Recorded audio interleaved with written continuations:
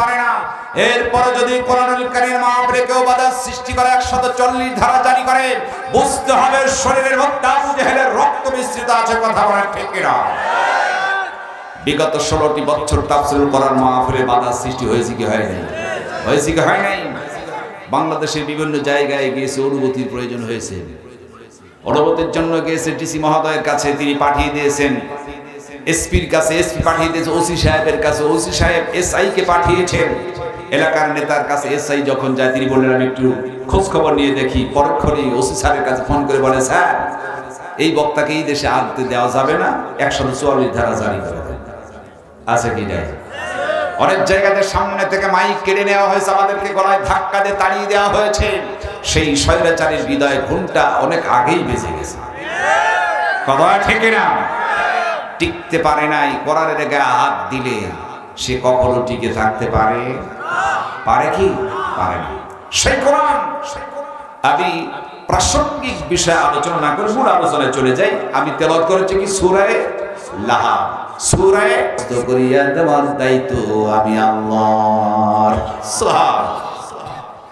আল্লাহ কোরআনুল কারীমকে তিনি সহজ করে দিয়েছেন, যার কারণে আমরা দেখতে পাই পৃথিবীতে অনেক ধর্মের কিতাব আছে। বেদ বলেন, বাইবেল বলেন, মহাভারত রামায়ণ বলেন, সামবেদ বলেন, অথর্ববেদ, যাই কিছু বলেন না কেন, এই পৃথিবীতে কোনো কিতাবের একটা হাফেজ খুঁজে পাওয়া যাবে না। কিন্তু আল্লাহর কালাম কোরআনুল কারীমের হাফেজ এই বাংলাদেশে লক্ষ লক্ষ আছে কি নাই? আছে কি নাই? এই কোরআনকে সহজ করে দিয়েছেন আল্লাহ। কথা বল ঠিক না? সেই কোরআন আজকে আপনাদের এই দারুল উলুম রওজাতুস সুন্নাহ মাদ্রাসা, যেখানে কয়েক শত ছাত্ররা কোরআন হিফজ করতেছেন, আলহামদুলিল্লাহ বলেন। এরকম একটা প্রতিষ্ঠান থাকাতে এই এলাকার জন্য কল্যাণ। কথা বল ঠিক না? আপনাদের ছেলেদেরকে দিবেন, তারা কোরআন শিখবে। কারণ পৃথিবীর যত ডিগ্রি অর্জন করেন কোনো লাভ নেই আল্লাহর কাছে। আপনি কলেজ ইউনিভার্সিটি ডিগ্রি অর্জন করেছেন, যতক্ষণ ওহীর জ্ঞান আপনার মধ্যে না আসবে ততক্ষণ কোনো মর্যাদা আল্লাহর কাছে থাকবে না। কথা ঠিক না? আবার হ্যাঁ, আল্লাহর কাছে জ্ঞান সেটা হচ্ছে ওহীর জ্ঞান। আল্লাহ রাব্বুল আলামিন বলেন, আল্লাযীনা ইয়াসতামিউনাল কওলা ফায়াত্তাবিউনা আহসানাহু أولئك الذين هداهم الله وأولئك هم أولو الألباب.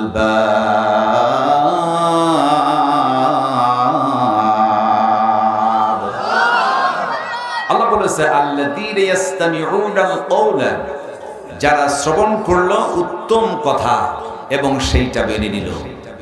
এতে বোঝা গেল যারা শুনল এবং মানল তার ব্যক্তিগত, পারিবারিক, সামাজিক, রাষ্ট্রীয়, আন্তর্জাতিক ক্ষেত্রে। কথা বলে ঠিক কিনা?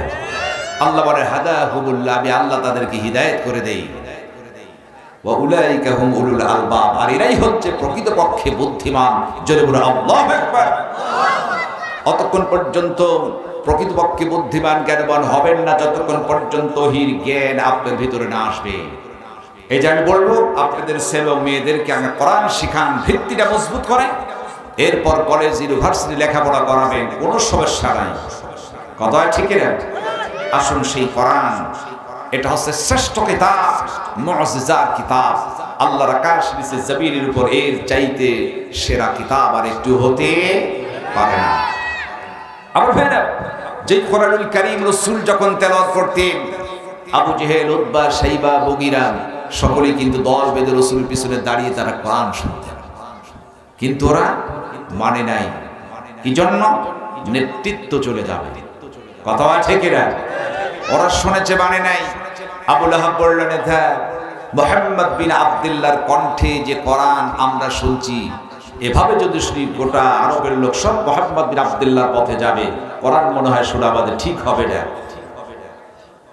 আবু জেহেল বলল, কথা ঠিক করেছে, আগামীকাল থেকে কেউ আর আমরা কোরআন শুনবো না। কিন্তু আমার রাসূল যখন কাবার চত্বর কোরআন তেলাওয়াত করছেন, আবু জেহেল ভাবলো কেউ যাবে না, আজকে একাকী গিয়ে প্রাণ ভরে কোরআন শুনবে। সুবহানাল্লাহ। আবু জেহেল চলে গেলেন। আবু লাহাব চিন্তা করল, নেতা নিষেধ করেছে, নেতা আসবে না। আবু লাহাব গেল। উতবা সাইবা যার যার মতো ষষ্ঠ নেতা একত্রিত হলো। রাত যখন গভীর হয়ে গেছে, এমন সময় আবু জেহেল চিন্তা করলো, নিষেধ করলাম আমি, লোকেরা যদি টের পায় ইজ্জত তো থাকবে না। মেরেছে দৌড়, সামনে পড়ে গেল আবু লাহাব। কি ব্যাপার আবু লাহাব এসেছে কেন? বলল, নেতা আপনি যে কায়দায় এসেছেন আমরাও সেই কায়দায়। সোহাগ এখন দেখো উতবা সাইবা সব এসেছে। আবু জেহেল বলল, শোনো, মৌখিক ভাবে বলে কোনো লাভ নাই। আমার একটা সংসদ আছে, পার্লামেন্ট আছে, সেখান থেকে যদি আইন করি আর কেউ কোরআন শুনবে না। আগামী কাল থেকে মুহাম্মদ বিন আব্দুল্লাহর কণ্ঠে কোরআন শোনা যাবে না। কেউ যদি শোনো তাকে পানিশমেন্ট দেওয়া হবে, নির্যাতন করা হবে। আল্লাহ বলে, আবু জেহেল তোমার এই কথা আমার কাছে চয়েস হলো না, পছন্দ হলো না। আল্লাহ এই কথাকে রেকর্ড করে গোটা পৃথিবীর মানুষকে সাবধান করে দিলেন। আল্লাহ রাব্বুল আলামিন বলেন, وقال الذين كفروا لا تسمعوا لهذا القرآن والغوا فيه لعلكم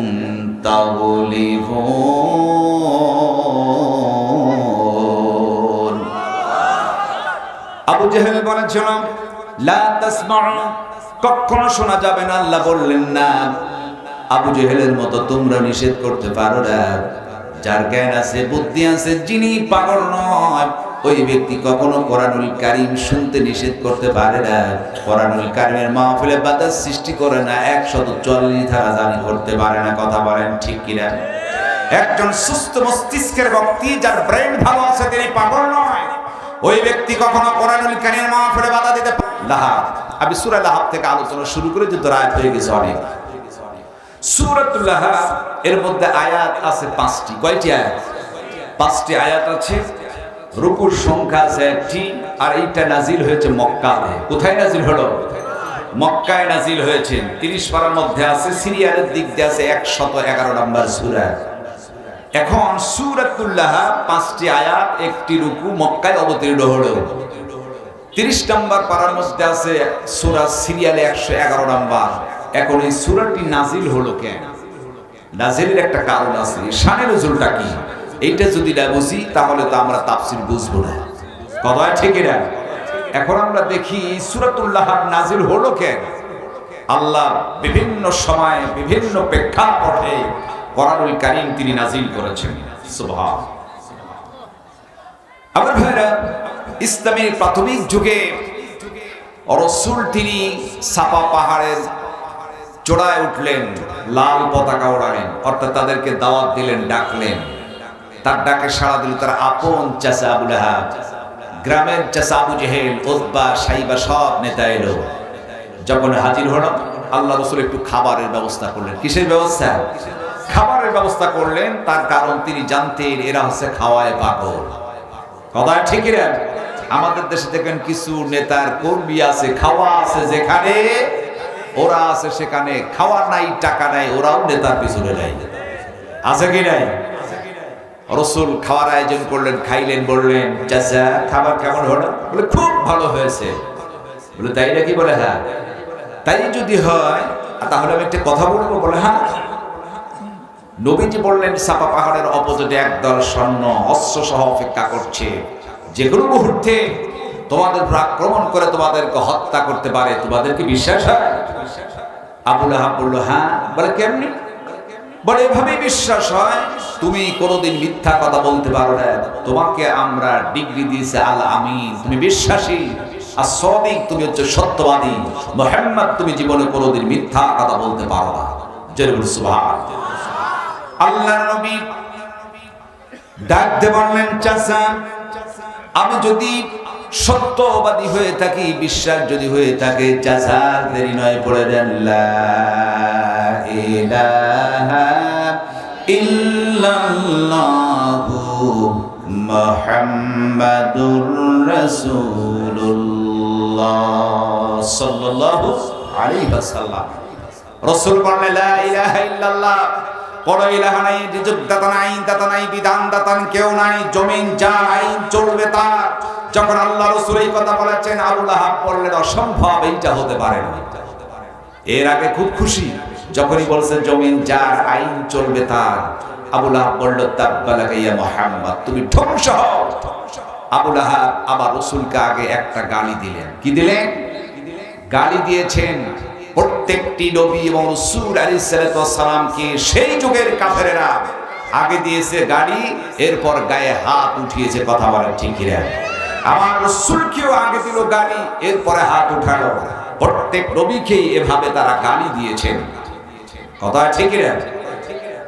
ঠিক তেমনি ভাবে তার উত্তরসূরি এই জমিনে, আল্লাহর জমিনে দ্বীন প্রতিষ্ঠার জন্য যে উলামায়ে কেরাম আন্দোলন করে, ওই কাফির মুশরিক মুরতাদদের তালে তাল মিলায় তারাও প্রথমে দিয়েছিল গালি, বলেছিল এরা রাজাকার, এরা হচ্ছে যুদ্ধ অপরাধী, এরা হচ্ছে সন্ত্রাসী। কথা বলে ঠিক কিনা?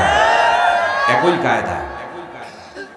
যেমন হযরত মূসা আলাইহিস সালাম দ্বীনে দাওয়াত দিচ্ছেন, ফিরআউন বলল আনা রাব্বুকুল আ'লা, আমি তো রব, তুমি কোন রবের কথা বলো? মূসা বলল না, রব একজন, যিনি আমাকে তোমাকে তৈরি করেছেন, তার নাম হচ্ছে আল্লাহ। মূসা বলল না, এটা হতেই পারে না। ফিরআউন বলল না। মূসা বলল হ্যাঁ অবশ্যই। যখন এই কথা হলো, ফিরআউন তিনি খেপে গেলেন, মূসা আলাইহিস সালামকে একটা গালি দিয়ে দিলেন। জেরুল নাউজুবিল্লাহ। আল্লাহ রাব্বুল আলামিন বলেন وَفَعَلْتَ فَعَلَتَكَ الَّتِي فَعَلْتَ وَأَنْتَ مِنَ الْكَافِرِينَ।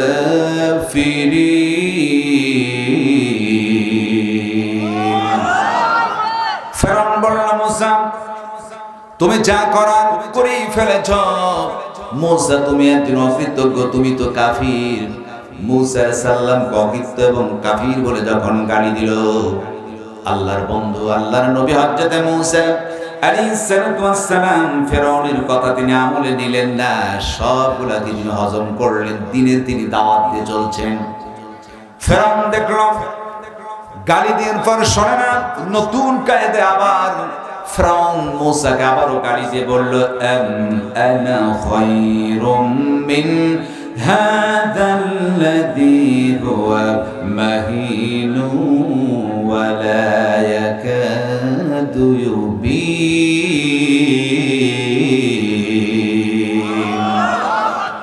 ফিরআউন বলল আনা খায়রুম মিন হাযাল্লাযী, আমি কিন্তু উত্তম, তোমার চাইতে শ্রেষ্ঠ। কারণ তুমি একজন হীন, তুমি দুর্বল, তুমি স্পষ্ট ভাষায় কথা বলতে পারো না, তুতলা, তুমি জড়তা আছিস, সঠিকভাবে কথা তো বলতে পারো না। তোমার চাইতে আমি উত্তম। হযরত মূসা নবীকে তারা দুর্বল হিসেবে গালি দিল। কথা বলেন ঠিক কি না? মূসা আলাইহিস সালাম ফিরআউন গালি দিচ্ছেন, মূসা নবী দিনের দাওয়াত বন্ধ করেন নাই। ফিরআউন ভাবলো গালি দিয়ে কোনো লাভ নাই, এখন মূসার গায়ে হাত উঠাতে হবে, নইলে তো আর হয় না। সৈন্য সামন্ত অস্ত্র সহ মূসা আলাইহিস সালামকে মারার জন্য যখন ষড়যন্ত্র করলেন, আল্লাহর নির্দেশ হলো মূসা নবীর সামনে যায় পড়ল বিশাল নদী, পিছনে ফিরআউন তার নেতাদের নিয়ে অস্ত্র নিয়ে দাঁড়ানো, সামনে পড়েছে নদী। আল্লাহ বললেন ও মূসা টেনশনের কিছুই নেই, হাতে হাতে লাঠি, পানির উপর আঘাত করো। নির্দেশ হলো, মূসা আঘাত করলেন, সুন্দর রাস্তা তৈরি হলো। মূসা আলাইহিস সালাম তার সাথীদেরকে ওপারে চলে গেলেন। ফিরআউন দেখলো বাহ কি সুন্দর মজার রাস্তা। ফিরআউন অনুসরণ করলো, রাস্তার মধ্যে নামলো, মনে মনে ভাবলো বাবার রাস্তা। কথা বল ঠিক কিনা? ফিরআউন ঢুকেছে, আল্লাহ বলল পানি এখন এক হয়ে যায়। পানি এক হয়ে গেল। ফিরআউনকে সুবাইয়া পানি খাওয়াইলো জম্মের মতো। হায় রে রব, স্বৈরাচারী কায়দায় দেশ শাসন করেছে, পানি খাইলো, পেটটা ফটকা মাছের মতো ইয়া হইল। আল্লাহ সুবহানাহু তাকে দুনিয়ার মুক্তি নিঃশ্বাস করলেন। কথা বলেন ঠিক কিনা? আল্লাহ শিক্ষা দিলেন পৃথিবীর মানুষ শুনে রাখো, ফিরআউন স্বৈরাচারী কায়দায় নিজেকে রব হিসাবে দাবি করেছিল। সেই ফিরআউন টিকতে পারে নাই, তাকে পানির মধ্যে চুবাইয়া দুনিয়ার মুখ থেকে নিঃশেষ করা হয়েছে। সুতরাং তোমরা যতই শক্তির বাহাদুরি দেখাও না কেন, ফিরআউনের কাছ থেকে শিক্ষা নাও। আমি আল্লাহ তোমাদের কেমনে ভাবে ডুবাইয়া পানি খাওয়া ফটকা মাছ বানাতে পারি। কথা বলেন ঠিক কিনা? ওই আল্লাহ আছে কি নাই? না, আল্লাহ মনে দুর্বল হয়ে গেছে। দুর্বল হয়েছে? আল্লাহ আছে। জাতির পিতা ইব্রাহিমকে ছাড়েন নাই নমরুদ। আল্লাহ বলল নমরুদ তুমি আমার বন্ধুর সেই পাল্লা দিচ্ছ, কোন সৈন্য সামন্ত কিচ্ছু লাগবে না, এক দুর্বল মশা দিয়ে তোমাকে শেষ করবে। সুবহানাল্লাহ। ওই আল্লাহর ক্ষমতা আছে কি নাই? আল্লাহ কিন্তু ক্ষমতা আছে। ঢুকলো মশা, ঢুইকা কাটুস কুটুস করে কামড়ায়, নমরুদ থাপ্পড় মারে, একটু ভালো লাগে, ছেড়ে দেয়, আবার রাখে। এরপর হয় না জুতার পিটুনি, জুতা দিলেই পিটুনি দিলে ভালো লাগে, নামালেই যন্ত্রণা। নমরুদ বুঝে ফেললো এটা আমার জন্য মহা ঔষধ, জুতার পিটুনি। কথা বলে ঠিকই রে। অবশ্যই নমরুদ জুতার পিটুনি খেয়ে দুনিয়ার বুক থেকে বিদায় নিল। আল্লাহ পাক বলে দেন, পৃথিবীর মানুষ শুনে রাখো, নমরুদ জুতার পিটুনি খায় দুনিয়ার বুক থেকে বিদায় নিয়েছেন। সুতরাং শৈরাতারি কায়দায় নমরুদের মতো বেশি তাকাব্বুরি দেখায় না, হতে পারে তোমার কপালে জুতার পিটুনি। কথা বলে ঠিক কিনা? ওই আল্লাহ আছে কি নাই? জুতার পিটুনি পড়ছে না পড়ে না? আমার আশ্চর্য লাগে, আমি আশ্চর্য হয়ে যাই। এই দেশের একজন প্রধান বিচারক, নাম ছিল কালামানি। নাম কি? হায় রে আল্লাহ, উনি বলছেন আমার জীবনটা ধন্য, আমি আল্লামা দেলোয়ার হোসেন সাঈদীর রায় ঘোষণা করেছি। নাউজুবিল্লাহ বলবেন না? লাইফে এসে অহংকার করে নিজের তাকুব্বারি বড়াই করেছিল। সেই কালো মানিক, শক্ত মানিক, নরম বিছানায় কলার পাতার উপর শুয়েছিল ইন্ডিয়া। কথা ঠিক রে? তাকে গ্রেফতার করা হলো। সিলেট আমি মাহফিলে যাই, সিলেটের লোকেরা অতিথি পরায়ণ, মেহমানদারি করে খুব বেশি। আমি দেখলাম যখন সিলেটের কাঠগাড়ায় কোর্টে যখন হাজির করা হলো কালো মানিককে, সিলেটের লোকেরা এত মেহমানদারি করলো, পিছন থেকে লাতি, কিল, ঘুষি, জুতার পিটুনি আর পচা ডিম নিক্ষেপ করলো। কথা বলে ঠিক কিনা? আমি কালো মানিককে বলতে চাই, সাঈদী সাহেবের রায় ঘোষণা করে তুমি নিজেকে আনন্দ মনে করেছো, আজকে তোমার ফাঁসির রায় হবে এই বাংলাদেশে। কথা বলেন ঠিক কিনা?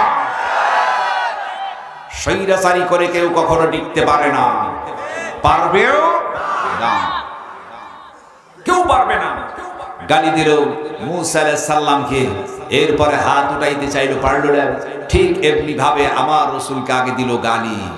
আমার রাসূলকে যেমনি ভাবে গালি দিল, রাসূল সব কিছু হজম করলেন।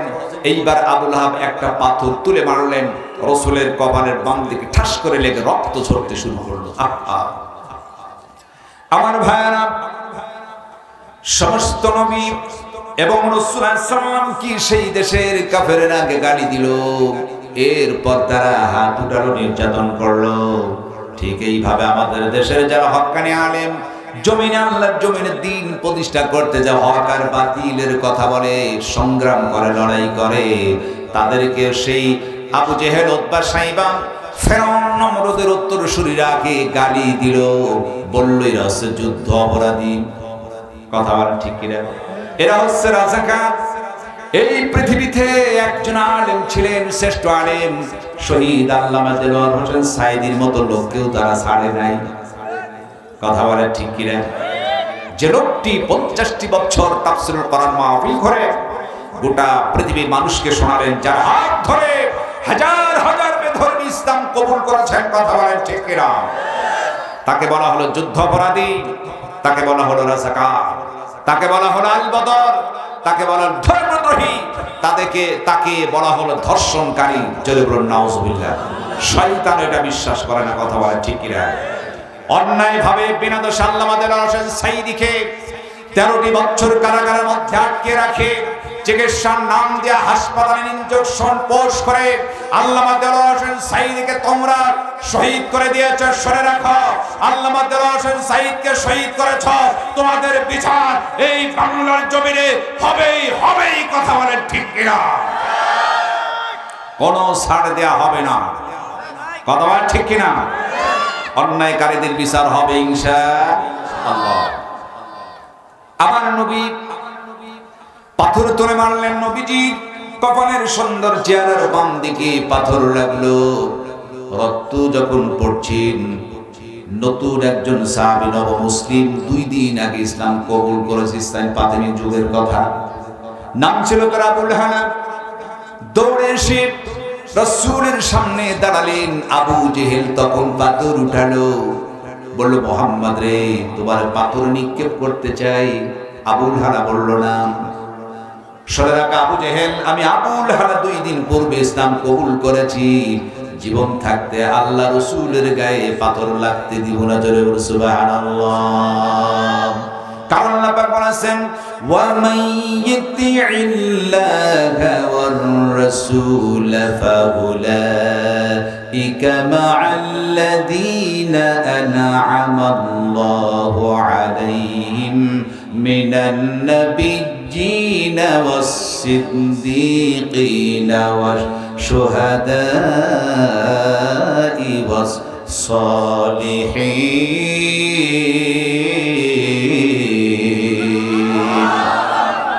আল্লাহ রাব্বুল আলামিন বলেন যারা ওয়া মান ইতিইল্লাহা ওয়ার রাসূল আল্লাহ এবং রাসূলের ইত্তেবা করবে ফাউলাইকা মা'আল্লাযীনা আন'আমা আল্লাহ আল্লাহ বলেন আমি তাদের বন্ধু বানাবো, তাদের সাথী বানায় দিব। আন'আমা আল্লাহ তারা হচ্ছে নিয়ামত প্রাপ্ত বান্দা। আমার আল্লাহ নিয়ামত প্রাপ্ত বান্দাদের সাথে আমাদের বন্ধুত্ব বানায় দিবেন। জোরে বলে সুবহানাল্লাহ। নিয়ামত প্রাপ্ত বান্দাদের যদি সাথী হই, বন্ধু হই, এর চাইতে সৌভাগ্য আর কিছু হতে পারে? আমরা প্রতিদিন নামাজে বলি ইহদিনাস সিরাতাল মুস্তাকিম, আল্লাহ আমাদেরকে সরল সঠিক পথ দেখান। কোন পথ? সিরাতাল্লাযীনা আন'আমতা আলাইহিম, সেই পথে চালাও যারা তো চলে গিয়েছেন যেই নিয়ামত প্রাপ্ত বান্দাগুলো। সেই নিয়ামত প্রাপ্ত বান্দাদের পরিচয় আল্লাহ পাক বলেছেন মিনান নাবিয়্যিন, এক নাম্বার নবী, দুই নাম্বার সিদ্দিকিন সত্যবাদী, তিন নাম্বার শুহাদা আল্লাহ রাস্তায় যারা শহীদ হয়, চার নাম্বার সালিহিন যারা নেককার বান্দা। এই চার শ্রেণীর বন্ধু হতে আমরা সকলেই রাজি। সকলেই রাজি তো? আল্লাহ পাক কবুল করুন সকলে আমিন। কিন্তু আপনার বন্ধু যদি হয় ডালখোর, হেরোইনখোর, গাঁজাখোর, চরিত্রহীন, নামাজ দেয়, বলেন তো আপনার কপাল পুড়বে কি পুড়বে না? যার সাথে যার মহব্বত তার সঙ্গেই হবে তার কিয়ামত। কথা বল ঠিক কিনা? তাহলে আমরা বন্ধু বানাবো কাদেরকে? নবী, সত্যবাদী, যারা শুহাদা, এই সমস্ত লোক যারা সালেহীন ভালো লোকদেরকে আমরা বন্ধু বানাবো ইনশাআল্লাহ। কারণ কি আমার ভাইরা, বন্ধু বানাতে হবে এজন্য কারণ কিয়ামতের দিন আল্লাহ রাব্বুল আলামিন যারা হবে, যে সমস্ত লোকগুলো হবে চরিত্রহীনের বন্ধু, এমন নেতার অনুসারী ছিল যে নেতা নিজেও নামাজ পড়ে নাই, তার কর্মীদেরকে নামাজের কথা বলে নাই, তাদের যদি বন্ধু হয় কিয়ামতের দিন কঠিন অবস্থা আছে কি নাই? আছে কি নাই? বলেছেন কে? আল্লাহ বলেছেন। আল্লাহ রাব্বুল আলামিন বলেন ইয়াউমা তুকাল্লাবু ওজুহুহুম ফিন-নারি ইয়াকুলুনা ইয়া লাইতানা আতা'না আল্লাহা ওয়া আতা'নার রাসূল। জোরে বলুন আল্লাহু আকবার।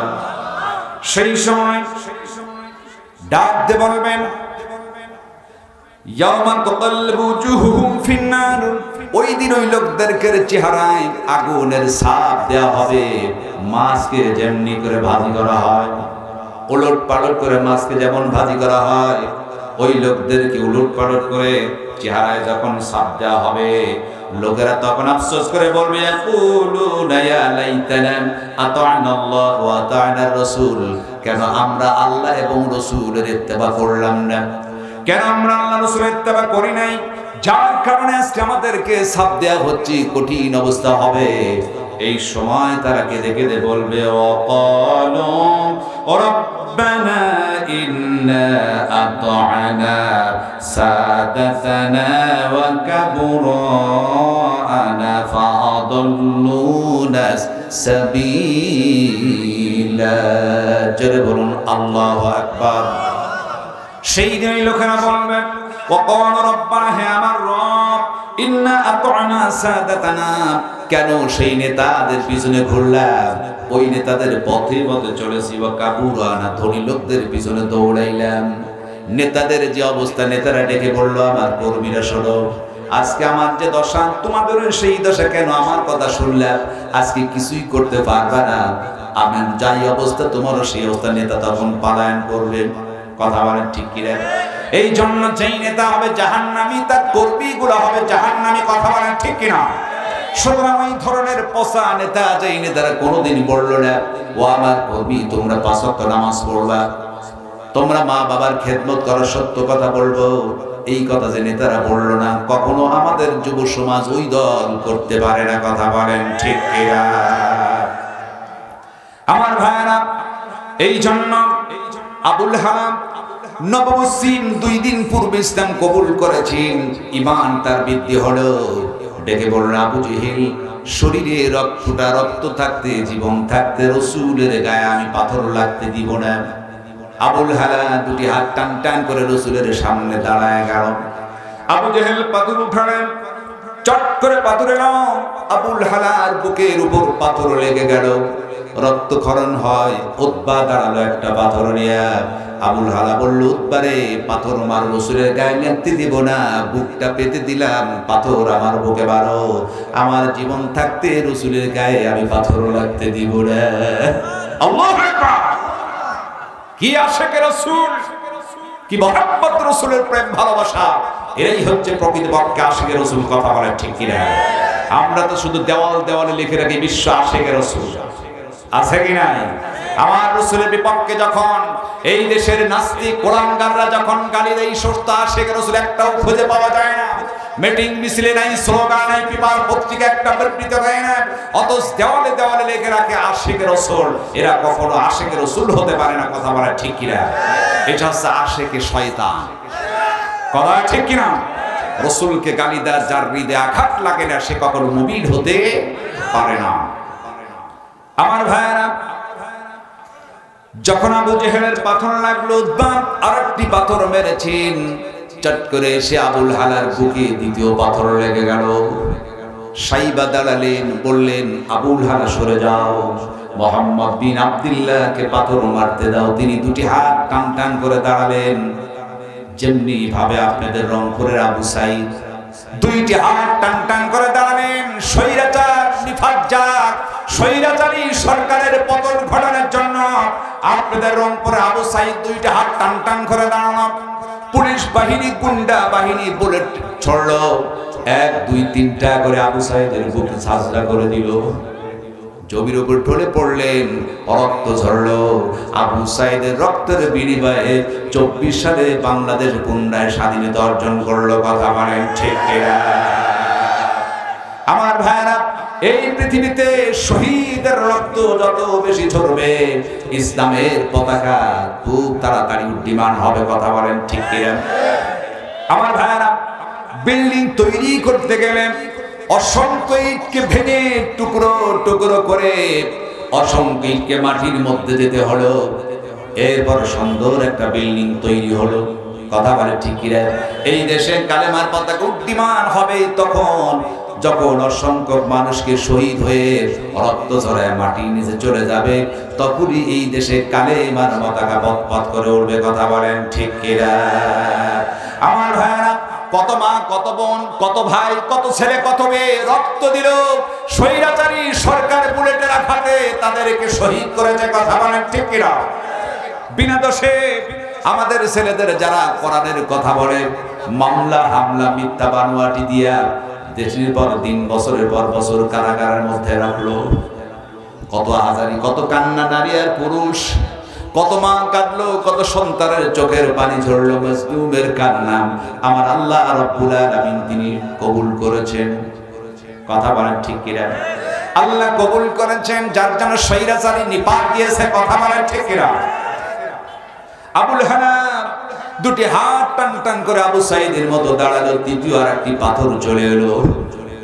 আবুল হালার বুকে যখন পাথর লাগলো, সাইবার পাথর, বুকের হাড়টি ভেঙে ভিতরে যখন ঢুকে গেল, আবুল হালা তিনি পড়ে গেলেন সাফা পাহাড়ের গোড়ায়।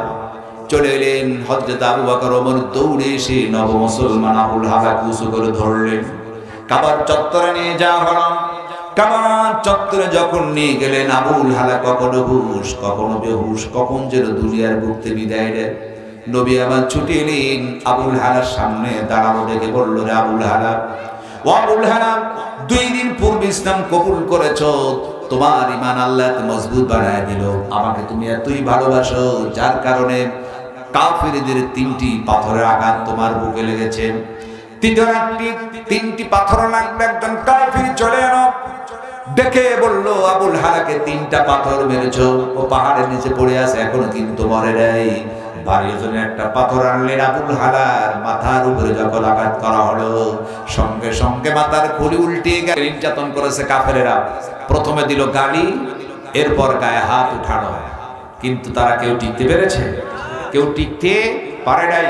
শুধু রসুল কি তারা নির্যাতন করে ক্ষান্ত হয় নাই। আমার রসুলের কোনো সন্তান ছিল না, তার মেয়ে ছিল 4টি। কয়টা মেয়ে?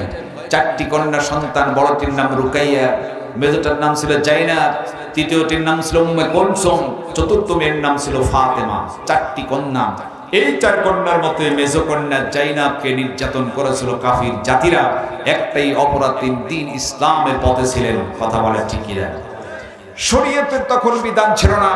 রসুলের মেয়ে জাইনাবকে বিয়ে দিয়েছে আবু লাহাবের ছেলে উতাইবা, তখন বিবাহ হয়েছে। বিবাহ যখন হয়ে গেল, এরা দেখলো যে আল্লাহ রসুল তিনি বলতেছেন, দাওয়াত দিচ্ছেন এক আল্লাহ। আবু লাহাব বলল, কেমন হয়?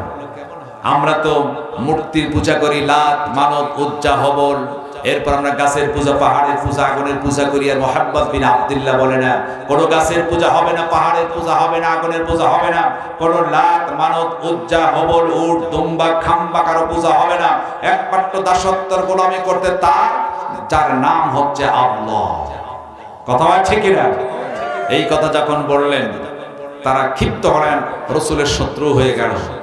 এমন শত্রু হলো যে রসুলের জামাই উতাইবা পর্যন্ত রসুলকে গালি দিতে শুরু করে দিল। জোরে বলুন নাউজুবিল্লাহ। আমার ভাইয়েরা, জাইনাব ঠিক তেমনি ভাবে ইসলামের পথে চলতি। তার স্বামী উতাইবা বলল, জাইনাব তোমার বাবার মতো, তুমিও বাপ দাদার ধর্মে চুন কালি মাখলে, ইসলাম ছেড়ে দাও। যদি ইসলাম না ছাড়ো, তোমাকে তালাক দেয়া বাবার বাড়িতে পাঠায় দেব। জাইনাব বলল, না, এটা কখনো সম্ভব হবে না। আমার রসুল যখন হিজরত করে মদিনায় যাবে, 4 দিন পূর্বে তিনি চলে এলেন জাইনাবের সাথে দেখা করতে। কারণ আমার নবীজি মেয়েদেরকে সবচাইতে বেশি ভালোবাসতেন। এই জন্য রসুল বলেন, কোনো খাবার জিনিস বাড়িতে নিলে ছেলেকে নয়, আগে মেয়ের হাতে দাও। তার কারণ মেয়ের সন্তান মর্যাদা আল্লাহ রাব্বুল আলামিন 3 গুণ বাড়িয়ে দিয়েছে। জাইনাবের বাড়িতে যাচ্ছি।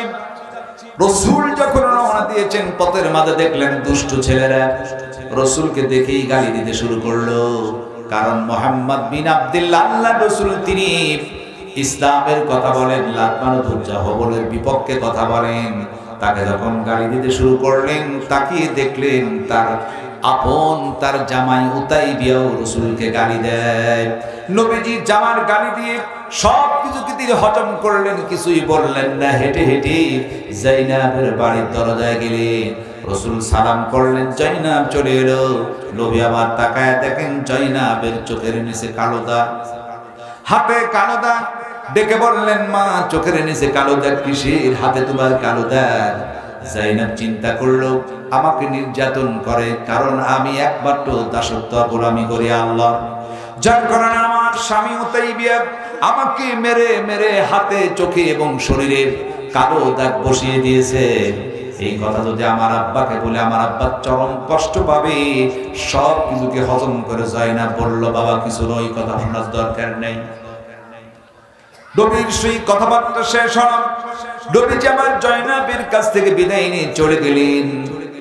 এরপর হঠাৎ করে একদিন আবু লাহাব ডেকে বলল, জাইনাব রে, শোনো, তুমি তো তোমার বাবার মতোই, তুমি আল্লাহর কথা কাও, লাত মানত, উজ্জাকে মানো না। শোনো, তোমাকে কিন্তু তালাক দিয়ে বাবার বাড়িতে পাঠায় দেওয়া হবে। শুধু তাই না, আবু লাহাব উতাইবাকে ডাকলেন, উতাইবার সন্তান, তোমার স্ত্রী জাইনাবকে তালাক দাও। এমন সময় জাইনাব কেঁদে ফেললো, পানের স্বামী, আমারে তালাক দিও না। কারণ এই মুহূর্তে 6 মাসের সন্তান আমার পেটে, সন্তান নিয়ে বাবার বাড়িতে যাব কেমনি হয়, এটা আমি পারবো না। শ্বশুরকে আমার তালাক দিও না, আমার পেটে কিন্তু 6 মাসের সন্তান আছে। দেখে বললেন, শোনো জাইনাব, থাকতে পারবি 2টি শর্ত। 1 নাম্বার শর্ত, তোমার বাবার সহিত সম্পর্ক তোমার ছিন্ন করতে হবে। আর 2 নাম্বার শর্ত, দ্বীন ইসলামকে ছেড়ে দিয়া লাত, মানত, উজ্জার পূজা করতে হবে, তাহলে বাঁচবা, নইলে তালাক দেওয়া হবে। জাইনাব কেঁদে ফেললেন। আমার মা যারা পর্দার আছেন মাদেরকে বলবো, মা দেখেন আজকে মায়েরা নামাজ পড়ে এমন কোন পাষণ্ড স্বামী নাই যে স্ত্রীকে নির্যাতন করে, আছে নাকি? সে যুগ হয় নাই। স্বামী যদি নামাজও নাও পড়ে, স্ত্রী নামাজ পড়লে স্বামী বরং আর খুশি হয়। হয় কি হয় না? প্রত্যেক স্বামী চায় তার স্ত্রী চরিত্রবান হোক, নামাজি হোক। সে কখনো চায় না যে আমার বদচরিত্রা বেনামাজি হোক আমার স্ত্রীটা, কোনো স্বামী চায় না। আপনি যদি নামাজ পড়েন, রোজা রাখেন, আপনি যদি পর্দায় থাকেন, স্বামীর যদি খেদমত করেন, স্বামী কখনো আপনি নির্যাতন করবে না। অথচ আমার মায়েরা আপনাকে দেখেন জাইনাবকে কি নির্যাতন করাচ্ছে আল্লাহর হুকুম মানার কারণে। এমন নির্যাতন বলছে তোমার বাবার সেই সম্পর্ক ছিন্ন করতে হবে। আমরা যদি আমাদের স্ত্রীদেরকে বলি, শোনো তোমার বাবা মায়ের সাথে তোমার কোনো সম্পর্ক নাই, ওই স্ত্রী কি বাড়িতে থাকবে? বলবে তুমি তোমার বাবা মা নিয়ে থাকো, আমি চললাম আমার মা বাবার বাড়িতে, তোমার বাড়িতে আমি আর থাকবো না। বলবে কি বলবে না? জাইনাব কেঁদে ফেললেন, অসম্ভব, আমি আমার বাবার সেই সম্পর্ক কখনো ছিন্ন করব না। জাইনাব শোনো, 2 নম্বরে তোমাকে ইসলাম ছেড়ে দিতে হবে, লাত মারবুদ জাহবলের পূজা করতে হবে। জাইনাব ডেকে বললেন প্রাণের স্বামী, আর শ্বশুর আবুল আবকে ডেকে বললেন, ও আব্বা আমি জাইনাবের জীবন চলে যাবে, শহীদ হব, এরপর রাসূলের আমার আব্বার দেখানো পথ মত আল্লাহর পথ মত আমি জাইনাব কখনো ছেড়ে দিব না। জোরে বলো সুবহানাল্লাহ। সব দিতে রাজি আছে, ঈমান আমি দিব না। জোরে বলেন না সুবহানাল্লাহ। যখন এই কথা বললেন, আবু লাহাব সন্তানকে ডেকে বললেন, উতাইবিয়া দেরি নয়, তোমার স্ত্রী জাইনাবকে তালাক দাও। বাবা সন্তান 2 জন মিলে তালাক দিয়ে জাইনাব কি উটের পেটের উপর উঠিয়ে দিয়ে বলল, যাও বাবার বাড়িতে চলে যাও, বাড়িতে আর স্থান নাই। আমার মা কোন মেয়েকে যদি স্ত্রীকে কেউ তালাক দেয়, বাড়িতে পাঠায় দেয়, স্ত্রীর কতই না কষ্ট হয়। কথা বল ঠিক কিনা? শুধু স্ত্রীর নয়, ওই মেয়েটির মা বাবা তার আত্মীয় স্বজন সকলেই কষ্ট পায়। আজকে জাইনাবকে তালাক দিয়া উটের পিঠের উঠায় দিয়ে বাড়িতে যখন পাঠায় দেয়, জাইনাব যখন উটের পিঠে কাঁপছে, চোখে ঝরঝর করে পানি পড়ে যায়। আল্লাহ তাআলা তোমার বিধান অনুযায়ী চলার কারণে, দিন ইসলাম মানার কারণে আমার শ্বশুর এবং আমার স্বামী আমারে তালাক দিয়ে আজকে পাঠায় দেয়। কিন্তু গর্ভে আছে 6 মাসের সন্তান, বাবার বাড়িতে কেমনি যাব? কাঁদতে কাঁদতে জাইনাব রওনা দেয়। আবু লাহাব ডেকে বলল, দুষ্টু ছেলেদেরকে শোনো, জাইনাব যেন বাড়িতে না যেতে পারে, পথের মাঝে তীর মেরে তাকে হত্যা করে দিবে, বাঁচিয়ে রাখবা না। জোরে বলুন নাউজুবিল্লাহ। ও আমার মা দেখেন, জাইনাব কাঁদতে কাঁদতে গর্ভের 6 মাসের সন্তান নিয়ে উটের পিঠে রওনা দিল। যখনই মাঝ রাস্তায় পৌঁছে গেল, দুষ্টু ছেলেরা চতুর্দিক দিয়ে ঘিরে ফেললেন। ঘিরে ফেলানোর পর যখন তীর মেরেছেন, তীর এসে জাইনাবের কলিজায় লেগে গেল। উটের পেট থেকে জাইনাব ঠাস করে জমিনে পড়ে গেল। যখনই জমিনে পড়াছেন, জমিনে পড়ার পর রক্তাক্ত হলো, গর্ভের সন্তান ছিল, ডেলিভারি হয়ে গেল, সন্তান মারা গেছে, ব্লিডিং হয়, চেহারাটা কেমন যেন ফ্যাকাশে হয়ে গেছে। উটটি তার মুখ দিয়া ধাক্কা দিয়ে বালুগুলোকে সরিয়ে দিয়ে মরা সন্তানকে টেনে টেনে বাড়ির মধ্যে রেখে আবার বালিগুলা যখন সুন্দর করে লেফন করে দিলেন, পড়ে আছেন জাইনাব, হুঁশ নাই, বেহুশ হয়ে পড়ে আছে, রক্তক্ষরণ হয়। কিছু সময় চলে গেল, হঠাৎ করে জাইনাবের একটু জ্ঞান ফিরে এসেছেন। জাইনাব একটা চিৎকার দিয়ে বলল, পানি পানি, আমারে পানি দাও। বলার সঙ্গে সঙ্গে কেউ নেই মরুভূমির মধ্যে, উট তার নিজের মুখ এনে জাইনাবের মুখের সহিত মুখ লাগাইয়া একটু পানি যখন ঢেলে দিলেন, কিছু সময়ের মধ্যে জাইনাব জ্ঞান ফিরে বেরো। জোরে বলো সুবহানাল্লাহ। আমার ভাইরা, এই যে মুখটা এনে জাইনাবের মুখের সহিত পানি ঢেলে দিয়েছেন, কারণ উটকে আল্লাহ এমন প্রাণী বানিয়েছে, এই জন্য আল্লাহ পাক বলেন, আফালা ইয়ানজুরুনা ইলাল ইবলি কাইফা খুলিকাত। জোরে বলুন আল্লাহু আকবার। লক্ষ্য করে তাকাও, দেখো আমি উটকে কেমনি করে বানাইলাম। এই পৃথিবীতে অনেক প্রাণী থাকতে আল্লাহ উটের কথা কেন বললেন? এর কারণ হচ্ছে এই উটকে আল্লাহ তাআলা এমন প্রাণী বানিয়েছে, উট হচ্ছে বড় জাহাজ, মরুভূমির মধ্যে চলে, বাড়ি নাই ঘর নাই, হঠাৎ করে সাইক্লোন শুরু হলো, ঝড়, বাড়ির ঝড় হচ্ছে, উট যাবে কোথায়?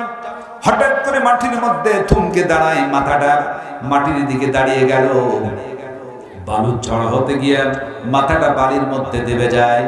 একদিন না, 2 দিন নয়, 40 দিন পর্যন্ত যদি বালির মধ্যে উটের মাথাও থাকে, আল্লাহ উটের মধ্যে রিজার্ভ অক্সিজেন দিয়েছেন, 40 দিন বিনা অক্সিজেনে বেঁচে থাকে। জোরে বলো সুবহানাল্লাহ। শুধু তাই নয়, এই উটের 40 দিন অক্সিজেন, খাবার এবং পানি দিয়েছেন, রিজার্ভে রাখার ক্ষমতা। রিজার্ভের পানি এনে এইবার জয়নাবের মুখে যখন ঢেলে দেওয়া হলো, জয়নাবের একটু জ্ঞান ফিরেছেন। কিছু সময় পর জয়নাব নড়াচড়া করতেছেন, উটটা বসে পড়ল। জয়নাব উটের পিঠের উপর উঠে বসলেন, উট টেনে টেনে যখন চলে যায়, রাসূলের আজকে মনটা বড় খারাপ। নবীজি তাকিয়ে দেখেন একটা উট রাসূলকে অনুসরণ করে আমার নবীর দিকে চলে আসে। এমন সময় রাসূল সামনের দিকে আগায়, লক্ষ্য করে দেখলেন উটের যিনি সওয়ারি তিনি আর কেউ নয়, তারই কলিজার টুকরো কন্যা সন্তান জয়নাব, রক্তাক্ত অবস্থায় উটের পিঠের উপর বসা। রাসূলকে দেখার সঙ্গে সঙ্গে জয়নাব হুজুরকে জড়িয়ে ধরলো। ও আমার আব্বা, আমি শেষ হয়ে গেছি, দুষ্টু ছেলেরা একদিকে তীর মেরেছে, আমাকে আমার স্বামী তালাক দিয়ে উটের পিঠে উঠায় বাড়িতে আমারে পাঠায় দিল। গর্ভের সন্তান গর্ভপাত হয়ে গেছে, দুনিয়ার বুক থেকে বিদায় নিয়েছে। আব্বা, আমি শেষ হয়ে গেলাম। আজ নবীজির চরম মনে দুঃখ, বড় কষ্ট। নবীজি জয়নাবকে বুকে সেই জড়িয়ে ধরলেন। মা, কে তোমার আদর করবে? তোমার মা নাই, যদি থাকতো তোমারে ভালোবাসতো, তোমার আজকে সেবা করতো, তোমার সেবা করার মতো কেউ নাই। রাসূল জয়নাবকে বুকের সেই জড়িয়ে ধরলেন, চুমা খাইলেন, ঘরের মধ্যে নিলেন, বিছানায় শুইয়ে দিলেন, ডেকে বললেন, মা, ও মা, তোমার তো মা নাই। নবী আমার দাঁড়িয়ে আছেন, নিজের মায়ের মতো জয়নাবকে সেবা করতেছেন। তাকিয়ে দেখলেন জয়নাব কখনো হোশ, কখনো বেহুশ, কখন যেন দুনিয়ার বুক থেকে বিদায় নেয়। হঠাৎ করে উহুদের যুদ্ধের দামামা বেজে উঠল।